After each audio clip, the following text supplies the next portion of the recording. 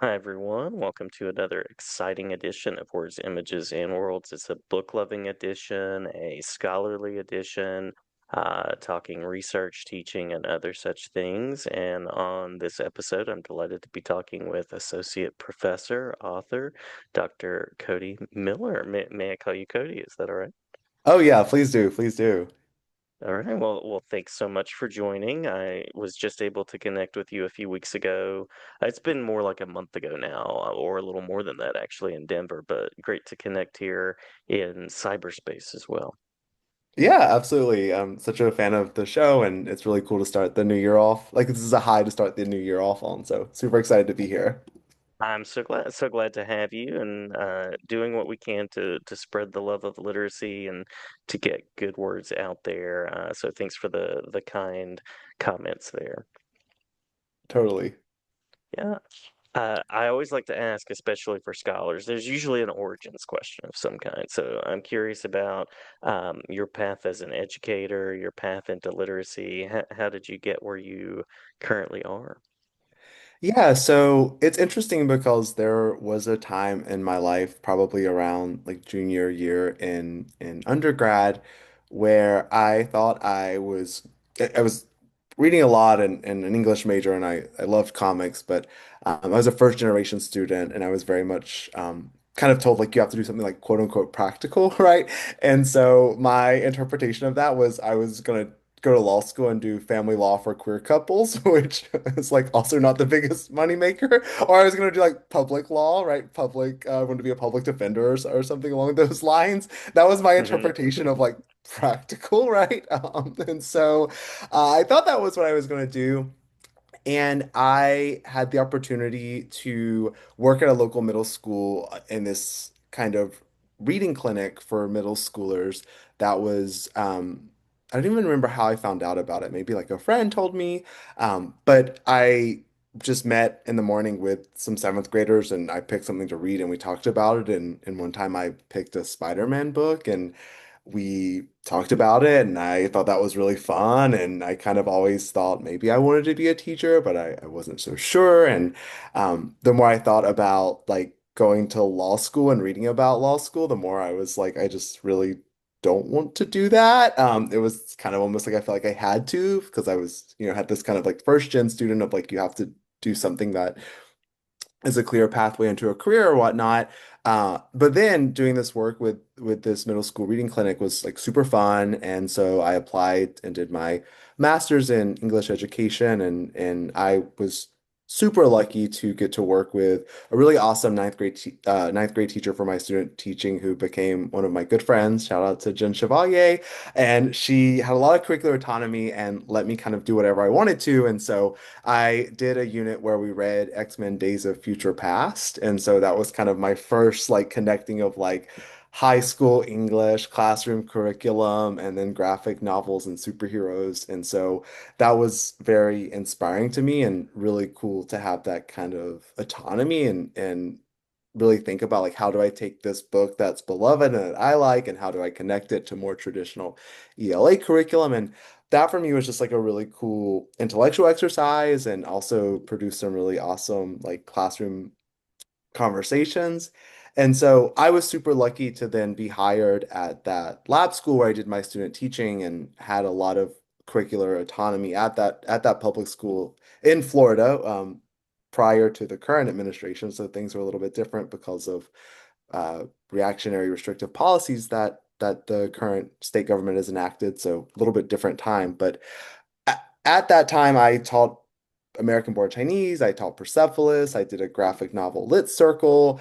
I was really lucky to be supported by an English department that took a pretty broad approach to the discipline and wanted folks trying new things and engaging in new types of texts and really expanding what English education could be. And part of the school's mission was also teachers to do inquiry projects. And so I was able to do some teacher action research and got really into that of like studying classrooms, studying what I'm learning from my students, thinking about practice. And that led me to a PhD and then eventually to where I am now at SUNY Brockport. So that's my quick origin story from queer family law to like studying X-Men, which in its own way, like X-Men is queer family law in a lot of ways, It right? really There's is. It really is. It's cool. Yeah. yeah, it's its own like queer family dynamic. So maybe I'm constantly drawn to kind of queer family dynamics. Yeah, there's so many cool layers in X-Men that can be explored. And I was going to ask about your connection with comics and graphic novels. So it sounds like that was born in the classroom, but I imagine there were probably some threads before that. Were you a comics reader prior to bringing X-Men to the classroom space? Yeah, I think like a lot of folks my age, the first Spider-Man movie with Tobey Maguire was pretty influential, right? Like I remember Hmm. going to I'm from a really small town in Florida, and so the closest movie theater was an hour away, and I remember one Saturday convincing my mom to take me and my friends, and she dropped us off and went to the mall or whatever, and just being enraptured in that film and that story. And Yeah. I probably always knew Spider-Man, Batman, and whatnot just through like kind of cultural osmosis and the ubiquity of them. And I watched the movies growing up, but that was the first film that really felt like it captured something that spoke to me about like what these stories could be. And then as that was happening, I also started to like really get into X-Men, but I was actually entered X-Men through the TV series X-Men Evolution. Do you remember the I show? do. Uh-huh. Yeah. For those that don't know, it was an early 2000s show that imagined the X-Men characters in high school. I adored that show growing up, and I rewatched it during COVID lockdown, as many people were kind of mining nostalgia during that time, and I think it holds Yes. up pretty well, Hmm. for the time for what it was. And so I would say that like Spider-Man and X-Men were the things that really drew me to comics, and stories of outsiders and chosen family are kind of threads throughout my interest, and also just like the fandom. I remember before even like reading X-Men comics, which probably doesn't happen for me until like high school. Middle school, I just remember like being drawn to like the fandom part and this idea of you can create your own heroes that have their own powers. And I got really involved in, especially in middle school, like fan fiction and read and wrote a lot of really bad fan fiction for like Batman Beyond and X-Men. And growing up in small rural Florida, my friends and I remember like take like paper and like draw our own characters, right? And then go outside and Oh play yeah. them and then come back in after we played them and like write it up, right? And these became our kind of logs of our own stories for our own mutants and X-Men. And so that, happens before I officially like start reading the books. And in high school, I start reading things like X-Men and Spider-Man. And again, this is pre-Marvel Unlimited, right? So this is Oh like yes. still on dial-up internet, right? So like the closest comic shop was an hour from my house, right? So it wasn't until undergrad that I really got, moved to like a bigger area where I had more access to graphic novels and comics. And that's when I started, for instance, doing like Comic-Con and going to like art, different cons, local cons and whatnot, and meeting other folks at comic shops who were really involved in comics. And so that that's kind of my entry from my own just my own interest. Um, yeah, so X-Men a big part. X-Men, Spider-Man, perpetually, I think will always be part of who I am as both an educator and a person. That's cool. That's cool. You and I have some overlapping threads there. I'm also first generation. I grew up in a small town where it was pretty close to an hour. It's about 45 minutes to a good theater, and comic shops were kind of uh, ephemeral. They would come, be there for a little while, and then sort of move out. And so I remember the first time I went to a Books a Million and just thought I had like died and gone to literary heaven. It was great to be in a store bigger than like a mall. Kind of small store space and get to expand a little bit and actually have books that I didn't have to try to find online or just dream about. Yeah, I mean, so I grew up, like I said, really small rural Florida, and where the movie theater where I saw Spider-Man that I talked about earlier was the same. It was a college town that was like an hour away, and that had a Borders. Do you remember Borders? I do, yeah. We had a Walden's, yes, yes. There was a Walden's there, yeah. Yeah, and I have like very fond memories, right, of like my mom, if she drove like an hour away, it was like to go do whatever the chores and pick stuff up, right? Like you don't go often, like Hmm. once a month. And I remember like she would drop me and my friends off at like Borders, right? And I would get like a tea Yeah. or a coffee or whatever and like just like read so much and like maybe buy one thing in the end, right? But like mostly Right. just like hang out and like read so much. And that was also, I would say, like I grew up on Sailor Moon, big Sailor Moon fan, and Dragon Ball Z as well as again, a lot of people my age probably are first anime that a lot of Americans my age, watched. And I remember also finding manga, right? And just being like, like what is this? And these were the days again of dial-up internet, right? Where like drive an hour, go read that Sailor Moon, there's this manga, and then get home, go to my dial-up internet that took forever to load pages, but load GeoCities websites where people were like explaining, Oh, yes. you Hmm. know what I mean, the origins of these manga and trying to do translations and I don't know, just yeah, it's like this way that small town life kind of orients the way you like interact with these type of texts in ways that Hmm.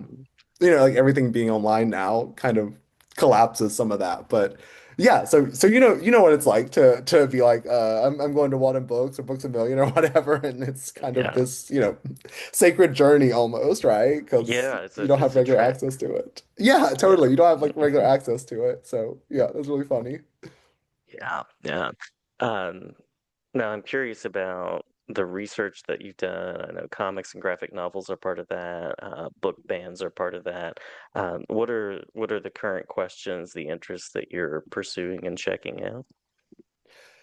Yeah, so I would say working on a few different things that kind of intersect and overlap, right? So when I was in undergrad and thought I was going to go to law school or whatnot, I also got really involved in reading like histories of the political right in this country and reading histories of reactionary movements in this country. Whatever, at 20, I thought if I could learn everything about reactionary movements, I could somehow stop them. I was very like Mhm. idealistic. And so Right. actually got pretty interested in reactionary movements around education and specifically around what kids can and can't read, right? So this leads to things like the Comics Code, McCarthyism, the Lavender Scare, right? And I bring all that up to say the things that I looked at, when I was 19, 20, 21, actually ends up shaping the stuff that I'm writing about and researching now, at almost 37. So some current studies that I'm looking at are looking at book bans, of course. So, history of book bans, what's happening on the ground, how folks are fighting back against book bans, and currently working on a project that looks at how media narratives, both media narratives and politicians who have passed anti-book ban laws, often called freedom to read laws, how those are getting positioned by politicians and media figures, and how that positioning aligns or doesn't align with the actual intent of those laws and the letter of those laws, and really Yeah. thinking about how folks frame reading life and freedom to read to constituents. So again, this kind of obsession with electoral politics that I've had for a long time still comes up within my work, and then you know, you can't really talk about graphic novels without talking about book bans, given the long history of the comic code, given moral panics around young people reading, right, post World War II. And also, just to put the finest kind of point on it, the fact that, the graphic novel Genderqueer is frequently one of the most banned books in the past 5 years, as is Hmm. Flamer, which is also a graphic novel. So for me, there's no really like you can't really bifurcate book bans and graphic novels, right? Because those two things often align. Um, and so in the graphic novel space, also working with some friends, including Christian Hines, who I know has been on your show before. She's amazing. Shout out Christian. And my friend Renee as well. Our friend Renee, looking at teachers who use superheroes within their ELA classrooms, like how do they position them? What is the purpose? How do they use superhero text to expand or challenge or reiterate what ELA can be? and also looking at some ELA teachers who teach actually comic book electives in high school. So, what does that look like? How do teachers legitimize the study of comics in K-12 schools, specifically secondary schools? And then, what are the kind of instructional practices these teachers build when they're creating these comic book classes? Because I'm a really big fan of this idea of kind of ELA electives, right? Like offering students Mhm. choices in what English can be. A lot of schools in my area in Rochester do that. I think that's really cool. And looking at this comic elective of how folks are getting comics to be seen as serious, rigorous work within schools. Because, back to the origin story as a first gen student, and I would tell some people like I'm studying comics, that was kind of seen as like, what are you doing, right? Like my parents were like, you should Mhm. study business, right? Um, so this idea of like studying comics has always been interested to me, and there's something kind of surreal to me that I still like get to do this and it pays my bills. Like that's really cool. Like because at 19 Yeah. I said that, and I had people be like, "What are you talking about?" So yeah, so those are some of the stuff I'm working on. And again, I think even if there's not explicit overlap in the different studies, for me, conceptually, there's a lot of overlap just in this idea that comics, have been a place where reactionaries created moral panics, right? And we're seeing Hmm. that today, Hmm. and we're seeing moral panics around queer and trans youth, moral panics around critical race theory, and a lot of the playbook looks very similar to, the stuff that was happening in the 50s around comics and whatnot. Yeah. Yeah. And you mentioned Flamer there, which is such a beautiful book, and just this labor of love from Mike Curato. I mean, you can tell. I remember Gene Luen Yang talking about that book, and just the level of time and care that goes into a book like that. So very worthy of attention, very worthy of study, and that whole idea of the Comics Code Authority kind of pushing these materials to devalue them in some way. It's an interesting power move. Yeah, and Flamer is a book that also for me is like very millennial, right? Like there's the Jean Hmm. Grey of Hmm. it all. And it's funny, my good friend Shay Martin and I ran this LGBTQ book club for 2 years during COVID. And we ran it with queer and trans high schoolers across the country. And the second orientation actually had folks from like Australia, so technically international. And it's really funny. We read a bunch of books, but we read Flamer with students, and Shay and I are the same age, and there's a lot of generational overlap with us and the author, right? And a lot of like touchstones that's like feel very millennial. And it's really funny because the students, some students had different reactions to it. Some loved, some didn't, and that's okay, right? We encourage them to, dissent or agree. But the funny part was some students called it historical fiction. And that was the first time I was like, whoa, I really, like aging is real. You know what I mean? It Like really historical is. fiction. Uh, And so, I- yeah. I'm now reminding my students, you're saying TikTok is cutting edge. In a few years, they're going to be saying to you, your kids or the people in your life will be saying to you, "Oh no, it's this new thing." And yeah, Yeah. there is an age that comes through in comics, right? Like yeah, the '80s style. Well, I feel like there's probably, a study to be done on even like generational shifts across like which generations, like who is their go-to Spider-Man when they hear that, right? Like, because True. now it's Tom Holland, right? Like, Uh-huh. and Uh-huh. there's almost something quaint about Tobey Maguire being Spider-Man, Yeah. Obviously Andrew Garfield is kind of that those films were kind of maligned at the time, right? I think there's been Hmm. some critical Hmm. reevaluation of them, but there's something almost funny too around like um Tom Holland and Zendaya becoming this generation's like go-to Spider-Man and Mary Jane, right? Where I had Tobey Maguire and Kirsten Dunst. So I don't know. And then obviously the movie that put them all in conversation with each other. Uh Yeah. Yeah. Fun to talk to young people about that, right? And watch them in real time kind of go discover those Sam Raimi movies, which I think hold up. Hmm. My hottest hot take is that the third Spider-Man movie is like totally fine, and people Same. hated the third. Same. Yeah, it's Yeah. funny. It's camp. I don't know.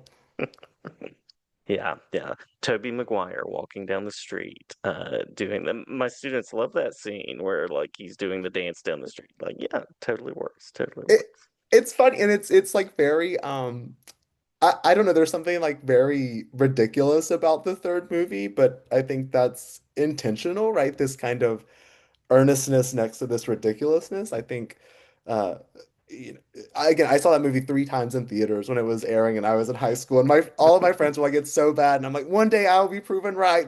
We'll have a reevaluation of this movie. It's actually good," And I think I think, history will prove me right on this one. But the Jean Grey of it all, by the way, that's a great title for something. The Jean Grey of it all. I Yeah. like that. So, what are your feelings about Jean Grey as a character? Problematic for sure, problematic, but also fascinating. Uh, for me, when you mentioned Jean Grey, in my mind, I'm like automatically I think about Wanda, and I think about like there are all of these women, and especially in those two examples, like you're so powerful that you just can't handle it. There is kind of that like problem side of it, but it's a gut punch of a story at the same time. The way all of the other team like process this person that has been a part of the family that's now not even necessarily evil. There's something like Dr. Manhattan level about the Phoenix Saga of like beyond good and evil kind of in a way. Like so very interesting. I do worry about like whatever happened that inspired the negative reaction to powerful redheaded females in comics creators' lives. This is this is a whole question. No, that's totally real. And I think there is this weird thing where, there have been so many like media adaptations of the Phoenix Saga, right? Especially the Mhm, third X-Men and then the other one, the Dark Phoenix one, mhm. that like aren't that good. And I think that overshadows the fact that the actual storyline is good, right? Like the original Yeah. storyline is good. Don't let the not so good adaptations. And I am Mhm. a kind of question I think about a lot is like why can't people get the Phoenix Saga right in any other Yeah. media? Like what I don't know what it's odd because there's other X-Men adaptations that have been done in different media that I think are like quite done really well, but that's the one that Mhm. like always seems to trip people up. I don't know. I don't know what it is, but Yeah. Days of Future Past, I felt like was done pretty well as a same. film. Yeah, same. Logan was done well Sure. as a film. I feel like there's so many moving pieces in the Phoenix Saga that, I mean, obviously the Hellfire Club is there, and that's a big part of it. And there's so much build up to it and then fallout from it that it almost works better as its own trilogy or miniseries because you just have so many foundational parts there. Yeah, that's a good point. And I do think like the spirit of capturing that someone you love like did harm. Like I mean not just harm, like Yeah. she commits genocide, right? Like she destroys an entire planet, right? Like and Hmm. someone that you love and saw as family does harm and like how do you grapple with that harm? I agree that would take a quite a take probably more than one movie. But yeah, there's something where like a lot of these adaptations just don't capture that story, and I think that sometimes can Hmm. overshadow. Um, I will also say like I have I am how do I say ambivalent? Not ambivalent. Ambivalent's not the right word.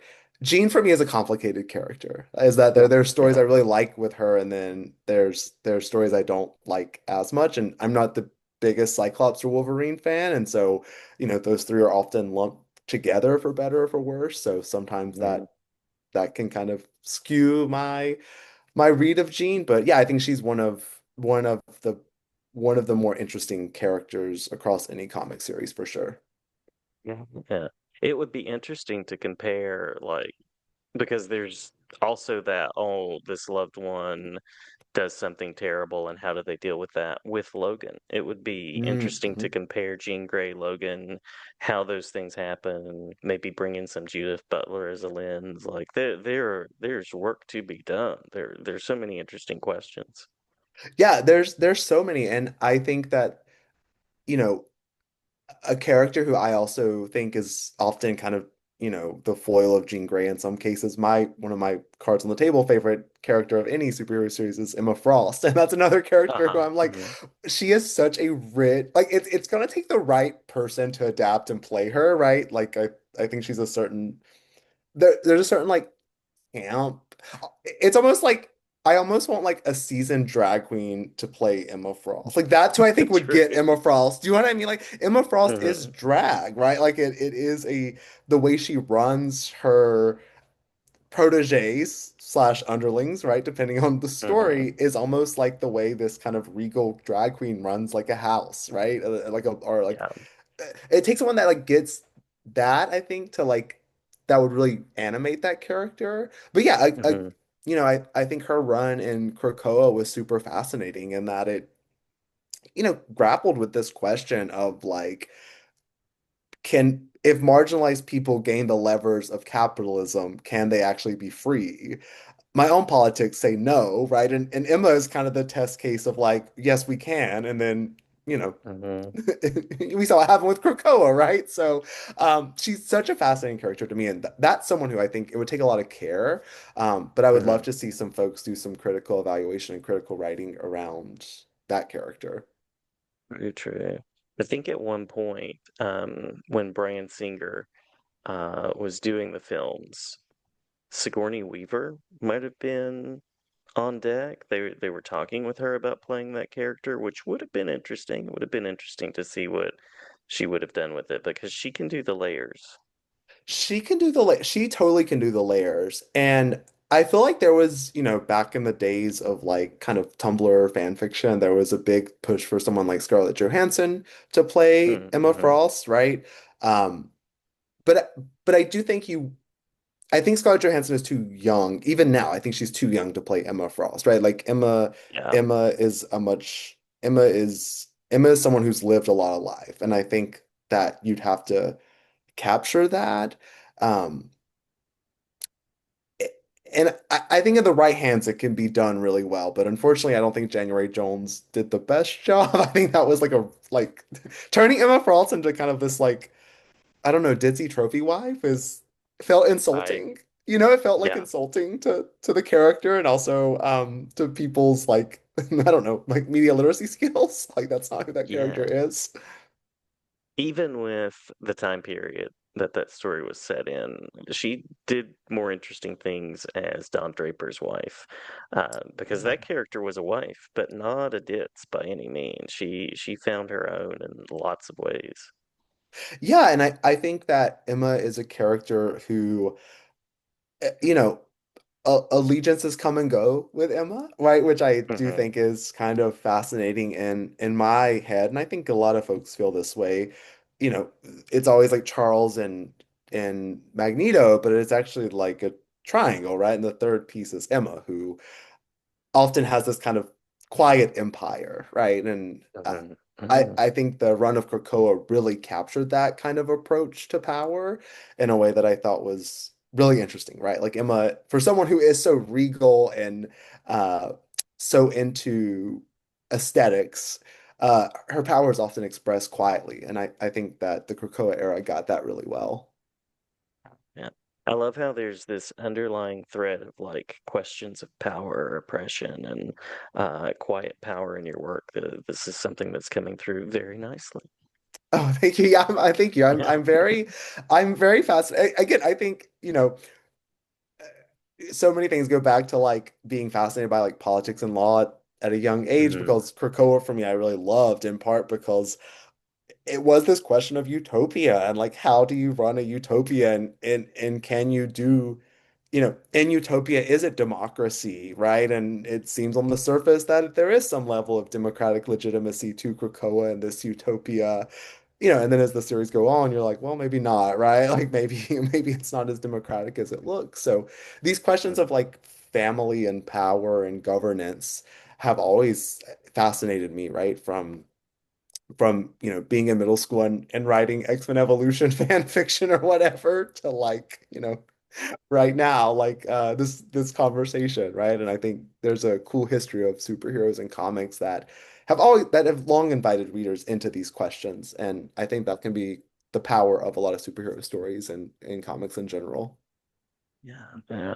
And talking aesthetics, X-Men Evolution. I just think immediately the culture had just kind of come off of the Bruce Timm wave in the Hmm. 90s.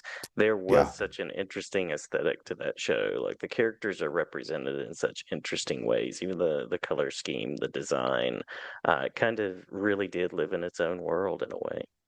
It is, you know, almost garishly 2000s. And speaking of, elementary school and middle school, I watched the Batman animated series, and I Oh remember yeah.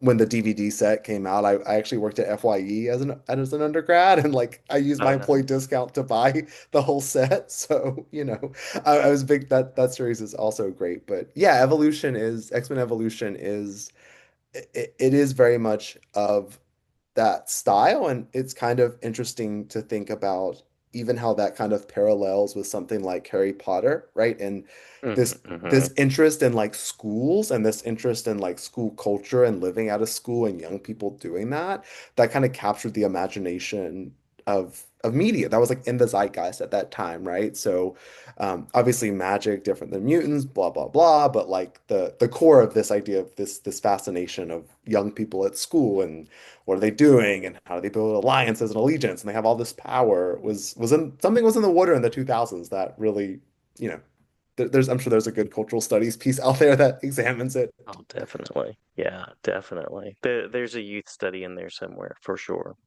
Totally, totally. So if anyone's listening and like wants to do a dissertation, and here you go, like go do that, right? I'd love to read it. Someone should go do That's right. it. We'll be on your committee. We'll be on Absolutely. your committee. Totally, totally. Yeah. Uh, well, I'm curious. We were talking Krakoa and a few other things. What is currently on your reading table? Yeah, so I would say right now there's my January list of stuff I want to get through. I have this book, The Privilege of Play, A History of Hobby Games, Race, and Geek Culture by Aaron Trammell. I'm super excited about that. That Mm. looks at how geek culture, but also gaming culture has origins in, settler colonialism, white supremacy, and how gaming has also been ways that reify these forms of harm, but also the way folks have used, have resisted those forms of harm through games and whatnot. So I've had it on my desk for a long time, and I've just been meaning to read it. And it's one of those things of like it's the new year, so I'm gonna read it. Um, some other things are Catabasis by R.F. Kuang. I don't know if have you heard about Catabasis? Speaking of like I have schools and not. magic and I have not. it's this fantasy book. My husband read it and loved it, and so I'm going to start reading it as well. And it's about grad school and literally going to hell. So which my husband's finishing up his doctorate, so for him, I think it was a little bit of a cathartic read. So Oh yes. Yeah. interested to read that. On the YA side, Brian Young's Healer of the Water Monster. There's two of those books that are speculative fiction and use magic and indigenous cosmology to create a world. So super excited about that one. And then the last one, which I found out like 2 days ago. Have you read Free Planet yet? It's this like brand I new have not. series. No, I haven't. So I was reading someone on Blue Sky, someone I can't remember who, I feel bad not citing, but someone on Blue Sky referenced it and then I looked into it and I'm like, oh, this is like right up my alley. It has to do with like governance and building a world and uh kind of relationships between different governing factions. So I'm when I do my weekly comic trip on Sunday, I'm gonna go grab it. So I'm excited about that Oh, one. So nice. that's my hopefully January list. I will have to look into that as well. I have a bunch of literary horror that seems to be where I'm going for playtime right now. And speaking of power and civic engagement, I just picked up Antero Garcia and Nicole Mira's book on civic literacy, so checking that out. Yeah, that one's on my list for this semester too. Yeah. Oh yeah, yeah. Absolutely. Yeah, I'm Um, really excited about that so book. far, very good. Yeah. Yeah, super Yeah. excited about that book. Yeah. Any additional resources that you would want to share if I'm a listener out there, grad student, K-12 student, teacher, or anything of that nature that you'd like to mention? Yeah, I always want to just give a shout out to two groups, Unite Against Book Bans. So it's a group that does a lot of organizing around stopping, the proliferation of book bans. And it is a new year, and I know folks get their New Year's resolutions, and I encourage folks, get involved with your school board. A good resolution. And Unite Against Book Hmm. Bans has a lot of material for folks who are interested in maybe speaking at their school board, but not sure what to say. So really, really recommend them. I also want to recommend the Comic Book Legal Defense Fund, a really important organization that has long used the legal levers to defend access to comic books. Their work, sadly more relevant now than it's been in a long time, but happy to have them. And then I also just think there's something that I found. I moved to Rochester in 2019 and just like going to local coffee shops and seeing what's out there. I was really lucky that like my own curiosity led me to discover the Rochester Independent Comic Expo, which is a really cool indie comic kind of small conference that happens in Rochester in the spring, which is I've been going for the past few years, and I just found out about the Rochester Queer Comics, which is this queer comic group that I'm hoping to start going to this semester. And those are very specific to where I live. But the point being, like, if folks are like, I'm curious in comics or I want to know stuff and I'm not sure where, obviously the internet, but in the spirit of Jason, you and I talking about like, pre-internet world or dial-up Oh, internet, in the yes. spirit of just like going Hmm. out and finding stuff, I found that just like going to like coffee shops and looking, when folks post like, events or whatever, a really cool space to just be like, oh, folks are doing cool stuff here. And so, obviously, Yeah, the internet connects us, but also sometimes it's nice to just like, I don't know, like just go out and see stuff and find things not through the internet, I think. Again, in the throwback to being from a small town and having to drive an hour to go to Borders, right? And that's discover right. Sailor Moon manga or whatever. So yeah, bring that spirit back in the new year. Yeah, this is part of my generation that I embrace, which I have so many influences, but living in both worlds, the digital, the analog, and the marriage of the two. I mean, I appreciate both.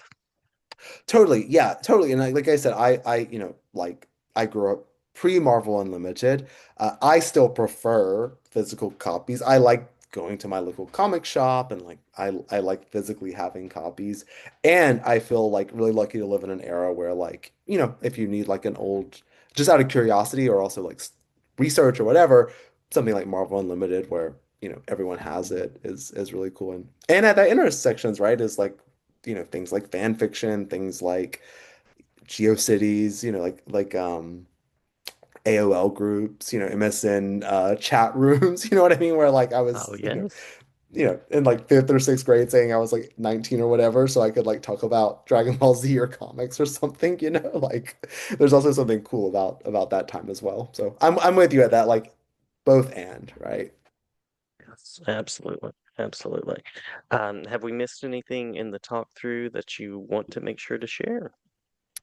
Um, I one thing I meant to talk when just my own story with comics was the first time I ever got to like write about comics academically, uh, which I should have mentioned earlier, but in undergrad I took an Irish literature class, which was this like amazing class, an amazing professor, and for the final project we could, write about anything related to Irish Lit. And I went to a comic shop and found Jerry Hunt's Blood Upon the Easter Rose, which is a graphic novel telling of the 1916 rebellion, right, that made Ireland free. And that was the first time I actually like wrote about comics in an academic way, which was really cool. And in 2024, I was really lucky to co-lead a study abroad to Ireland, and I had students read that graphic novel. So again, just there's this like surrealness of I'm just like a kid from a small town in Florida, and like I said, I want to write about comics, and that pays my bills. And yeah, I just feel really lucky to do that and meet cool people like you and other cool folks that Oh, we know and are friends with, right? And yeah, feel really lucky to